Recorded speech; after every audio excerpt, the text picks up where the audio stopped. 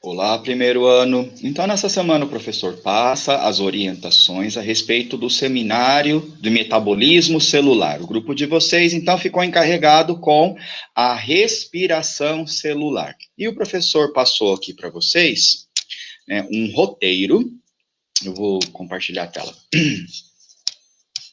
Passa, então, um roteiro para fazer essa orientação, tá?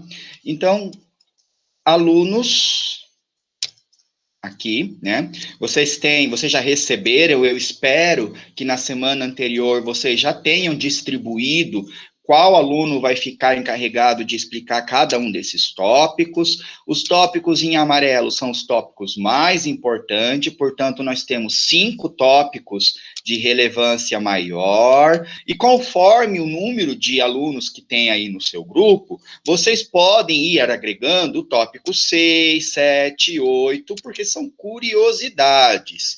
Esses 3 tópicos que são curiosidades, eles podem ser deixados de fora, dependendo da quantidade de alunos que tem no seu grupo. Se o seu grupo está com pouco aluno, por exemplo, então foca mais nessa parte dos tópicos pintados em amarelo, que são esses 5 primeiros tópicos, tá?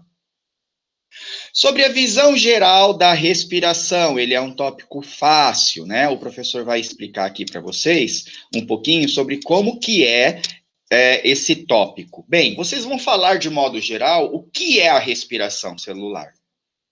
O aluno que ficar encarregado desse tópico precisa dizer que é um processo, a respiração celular é um processo em que vai usar o alimento, né, a glicose, para produzir energia para as nossas células, tá bom? A organela encarregada em produzir a energia é a mitocôndria.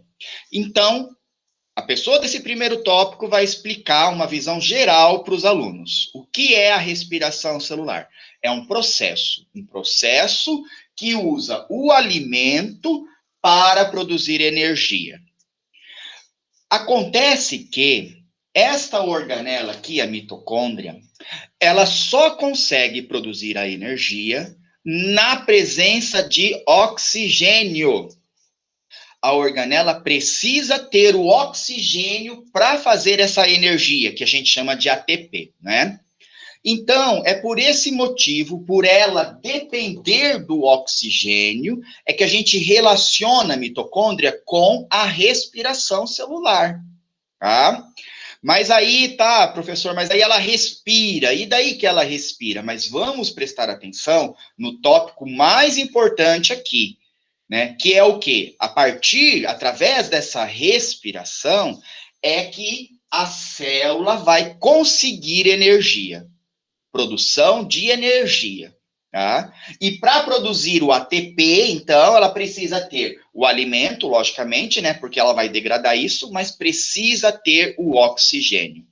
Na ausência de oxigênio, a mitocôndria não consegue produzir o ATP, não consegue produzir a energia. Ainda no primeiro tópico, o aluno precisa especificar os locais, né, que acontecem esses processos. E depois, o tópico 2, 3 e 4 vai detalhar isso. Por isso que no primeiro tópico é fácil, porque é só uma visão geral. Precisa falar das 3 partes da respiração. A primeira é a glicólise, que acontece ainda no citoplasma, tá? A segunda é o ciclo de Krebs, que vai acontecer na matriz mitocondrial. Eu pintei a matriz de azul aqui, né? Precisa lembrar um pouquinho lá os colegas da aula de mitocôndria que nós tivemos no mês de maio, tá?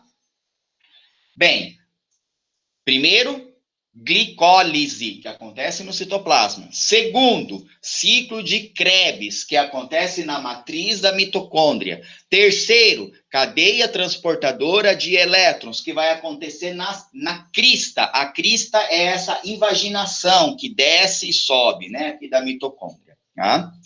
Feito isso, o colega, então, do primeiro tópico pode encerrar, né, encerra aí a sua parte, passando agora para o segundo aluno, tá? Bem, já o segundo colega, Já o segundo colega aqui vai detalhar a glicólise, o terceiro coleguinha vai detalhar o ciclo de Krebs e o quarto coleguinha vai detalhar a cadeia transportadora de elétrons. Às vezes, dependendo do site, pode aparecer essa frase aqui, ó, fosforilação oxidativa. É a mesma coisa que cadeia transportadora de elétrons, tá? Então, uma vez que o primeiro colega já apresentou todo, né, essa visão geral, vem agora os detalhes disso. O detalhe da glicólise, o detalhe do ciclo de Krebs e o detalhe da cadeia transportadora de elétrons, tá? Interromper o compartilhamento. Ah, não, volta, preciso de novo compartilhar aqui.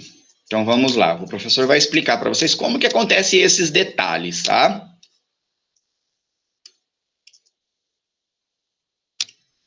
Então, o segundo coleguinha aqui, na aula de mitocôndria, o professor mostrou essa imagem aqui para vocês, né? Que aqui é um pedacinho da nossa mitocôndria, que tem a membrana externa, a membrana interna formando essas cristas, essas invaginações. Então, o segundo tópico, que é a glicólise, que lise significa quebra. Então, é a quebra da glicose.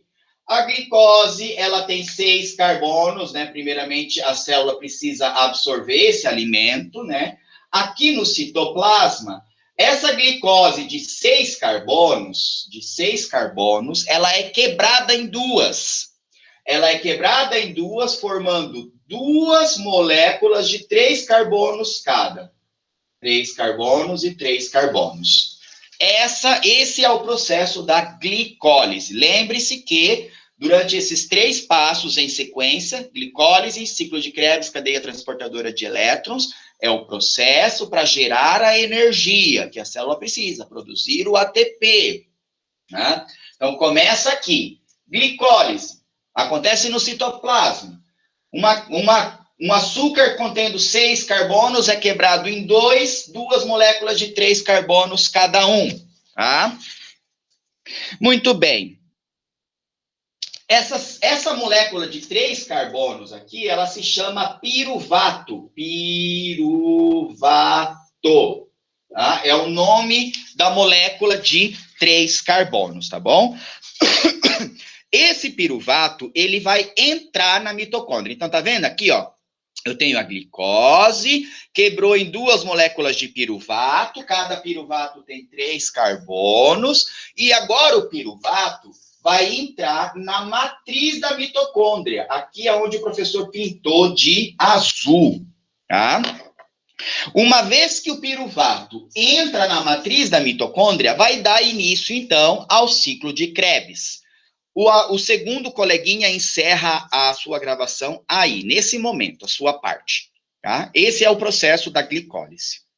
Agora vai começar aqui, vamos lá, né? Nós temos o terceiro tópico. Vai dar início, então, o detalhe do ciclo de Krebs. O colega que ficar responsável por esse ciclo de Krebs vai começar a historinha contando a partir do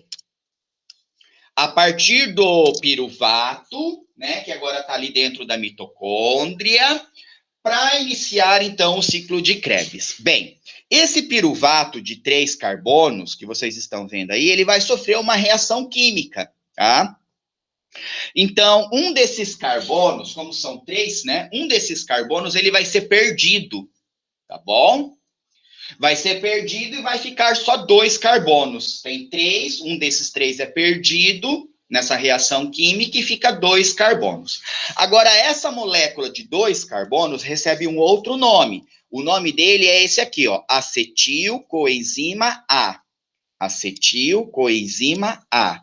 Tá? Esse é a molécula dele. Né? O nome dessa molécula de 2 carbonos. E o que aconteceu com esse terceiro carbono que estava ali na fórmula? Ele sai na forma de CO2. Vai sair CO2, o gás carbônico que a gente joga para fora na respiração porque não é usado, tá bom? Bem, agora vamos nos atentar a esse acetilcoenzima A. Esse acetil agora, ele vai entrar no ciclo de Krebs. A coenzima A, ele carrega esse acetil, né? A coenzima A entrega o acetil para o ciclo de Krebs, para dar início a esse processo. Nesse ciclo de Krebs, vai acontecer um monte de reação química. Se você digitar lá no Google ciclo de Krebs, vai aparecer uma sequência de reação química com umas fórmulas enormes, né, que vai detalhar ali como que acontece essa reação química. O que o aluno aqui desse tópico vai ficar encarregado em falar é que simplesmente acontece uma série de reação química em ciclo. Começa e depois termina onde parou. Começa e termina onde parou, tá? O que importa aqui para a gente? Nessa reação do ciclo de Krebs, vai acontecer, mais uma vez, liberação de gás carbônico. Como vocês estão vendo aqui nesse desenho, liberou ali o gás carbônico. Outra coisa importante que acontece é que na matriz vão sendo produzidos, conforme esse acetil coenzima, esse acetil vai sendo degradado, vai sendo produzido, gerado hidrogênios H+. Hidrogênios H+. Aqui, ó. Lá dentro da matriz, tá? Esses hidrogênios, pessoal, são os hidrogênios que era da glicose, que a glicose foi quebrada, né, que o piruvato se transformou no acetilcoenzima A. Uma vez que o acetilcoenzima A entra no ciclo de Krebs, começa então a ser produzido, né, gerado esses hidrogênios. Esses hidrogênios são aqueles oriundos lá do alimento que entrou na célula. E esses hidrogênios é que vai ser usado mais para frente para gerar a energia. Existem, pessoal, dois carregadores de hidrogênio. Temos o NAD mais e o FAD. Eles carregam hidrogênio, tá? Quando o NAD se junta com o hidrogênio, ele vai ficar NADH. O NAD está com o hidrogênio, tá? Então, o NAD, ele pega o hidrogênio ali do ciclo de Krebs e vai levar esse hidrogênio lá para a cadeia transportadora de elétrons. Chegando lá na cadeia transportadora de elétrons, o NAD solta o hidrogênio. Soltou o hidrogênio, sem hidrogênio ele volta a ficar NAD. Ele volta lá na matriz, pega outro hidrogênio, e essa é a função do NAD e também do FAD. Eles carregam o hidrogênio, eles são transportadores. Tira o hidrogênio que está sendo produzido ali no ciclo de Krebs, na matriz mitocondrial, e leva o hidrogênio para a cadeia transportadora de elétrons, na crista, naquela invaginação da membrana, tá? NAD, quando é só NAD, é porque está sem hidrogênio. NADH é porque ele está carregando o hidrogênio, certo? Continuando. Então, esse aluno que vai explicar sobre o detalhe do ciclo de Krebs, ele vai parar, né, a explicação quando o NAD entrega o hidrogênio na cadeia transportadora de elétrons. Ele vai parar a explicação aí. E aí vai começar o próximo aluno, que vai explicar agora a cadeia transportadora de elétrons, tá? Essa cadeia transportadora de elétrons, vamos lá. Olha só. Então, agora o próximo colega vai chegar aqui, né? Vai começar a explicação desse hidrogênio que o NAD deixou ali, tá bom? Existe um conjunto lá na crista mitocondrial, agora nós estamos na crista, né? Glicólise e citoplasma. Ciclo de Krebs, matriz da mitocôndria. Cadeia transportadora de elétrons, crista da mitocôndria. Então, uma vez que o NAD deixou o hidrogênio, aqui na crista existe um monte de proteínas que vão transportar o hidrogênio para esse espaço entre as membranas, tá vendo? Vai acumular hidrogênio aqui. Aqui vai acontecer um transporte ativo, é uma bomba, né? Ele vai bombeando hidrogênio ali, tá? Para esse espaço entre a membrana. Tá? Bem, uma vez que, lembra quando o professor explicou isso daqui? O H+, o positivo aqui é o hidrogênio, tá? Olha só, vai voltar de novo aqui.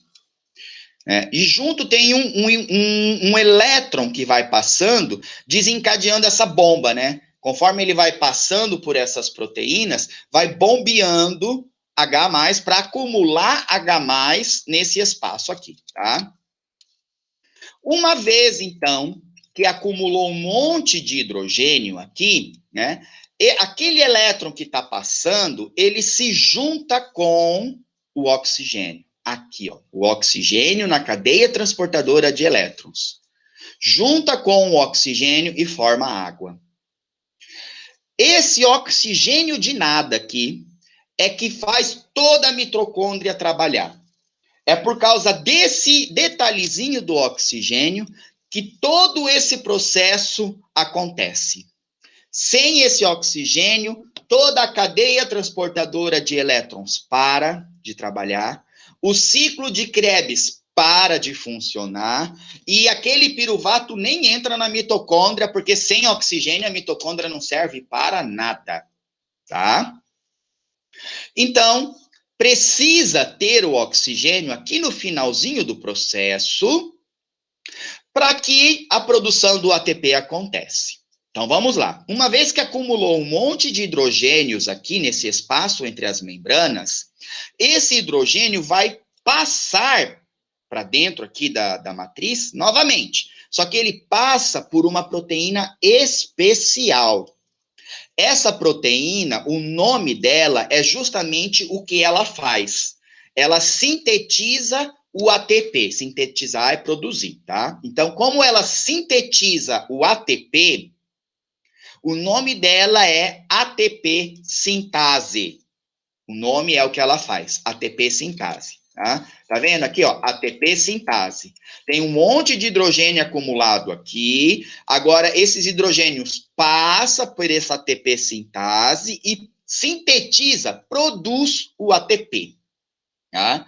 É aqui, pessoal, que vai ter, então, a energia para o nosso corpo. Lembrando, a partir do alimento que entrou na célula, que ali no citoplasma foi quebrado, entrou na matriz mitocondrial para gerar os hidrogênios leva lá para a crista mitocondrial, para fazer a cadeia transportadora de elétrons e produzir finalmente a energia que o nosso corpo tanto precisa.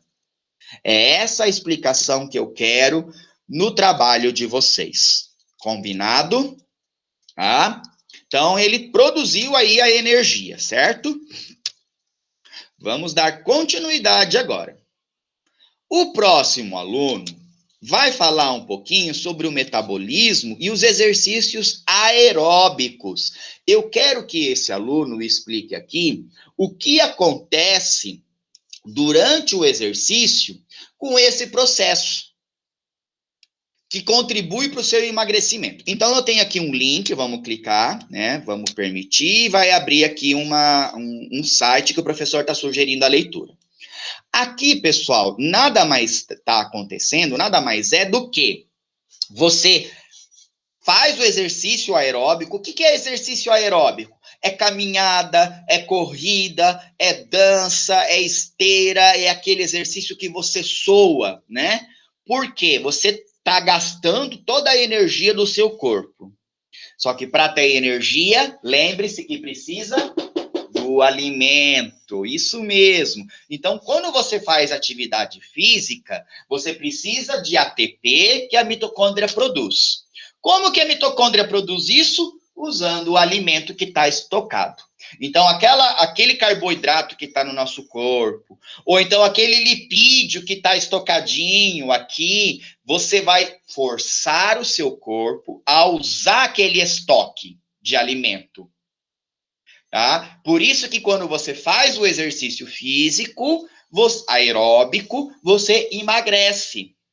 Porque você está usando o alimento estocado do seu corpo, que pode ser o carboidrato, pode ser o lipídio, você força a mitocôndria a produzir ATP, né? Você vai gastar isso no exercício. fazendo com que a mitocôndria use, então, aquele alimento. Combinado? E aí tem esse site, ele tem uma linguagem bem legal, tá? Principalmente aqui, ó, o que acontece durante o exercício aeróbico, né? Tá bem explicadinho. Esse site aqui, o professor disponibilizou, né? Como o processo contribui para o emagrecimento. Tá legal também. O aluno pode ler aí, que eu acho que vai conseguir entender essa explicação do professor, tá? O outro já entra em curiosidades, fala do exercício em jejum e os cuidados, tá? Então você pode clicar, o que eu quero aqui? Eu quero que você fale da queima de gordura durante o exercício físico, já que os carboidratos estão ausentes. Então vamos lá. Permite, tá abrindo aqui o site. Exercício em jejum funciona? Veja, ele funciona sim, tá? Você precisa fazer essa leitura desse site aqui, né? Como funcionam os exercícios em jejum. Você precisa fazer a leitura, explicar como que acontece esse processo e também tem que falar dos cuidados disso, porque isso é perigoso, né? Então, qual que é a ideia do exercício em jejum? Se você não tem alimento, você não tem o açúcar disponível para produzir a energia. Na ausência do carboidrato, o nosso corpo começa a usar o lipídio, a gordurinha que está estocada. Tá? Então, o exercício em jejum, ele funciona, mas ao mesmo tempo tem que tomar muito cuidado nessa prática. Né? Eu quero que o aluno aqui explique como que vai funcionar esse processo e, obviamente, dos cuidados disso. E aí, outro aluno pode falar também da inanição. Pessoal, a inanição nada mais é do que aquela criança que já está desnutrida, só couro e osso, já não tem mais carboidrato para ser usado, já não tem mais lipídio para ser usado. E o que acontece aqui, pessoal? Na inanição, o nosso corpo começa a usar o músculo, as proteínas do músculo. Por isso que quando a criança está sem comer, desnutrida, né, ela fica só couro e osso, porque ela já não tem mais quase nada de músculo ali, né? Então, você tem um novo site que vai falar, né, o que é a inanição, tá? E fala sobre esses sintomas, né? E explica para os colegas que é quando o organismo já não tem mais o alimento, tá? Já não tem mais o alimento, e ele começa a usar a própria musculatura do corpo. É aquela imagem do slide que o professor explicou, lembra dessas situações. Aqui são casos de inanição, tá? Tá vendo? Então, muito bem. O próximo passo, né, o último aqui, são as doenças mitocondriais. Vocês podem falar principalmente da fadiga, que é o cansaço, né, e as possíveis causas disso. Tem um site também que vocês podem entrar, né, doenças mitocondriais. Eu quero que o aluno que ficar responsável por esse tópico, aborde um pouquinho mais a questão da fraqueza, da fadiga, do cansaço, né? E as questões das possíveis causas disso, tá? Vocês estão vendo que tem toda a questão da mitocôndria aqui, ok? Então, olha só, o recado tá dado, né? Toda a explicação o professor já fez para vocês aí, tá? E agora vocês têm condições de separar esses trabalhos para apresentar na semana que vem. Desejo boa sorte. Qualquer dúvida pode procurar o professor pelo WhatsApp. Combinado?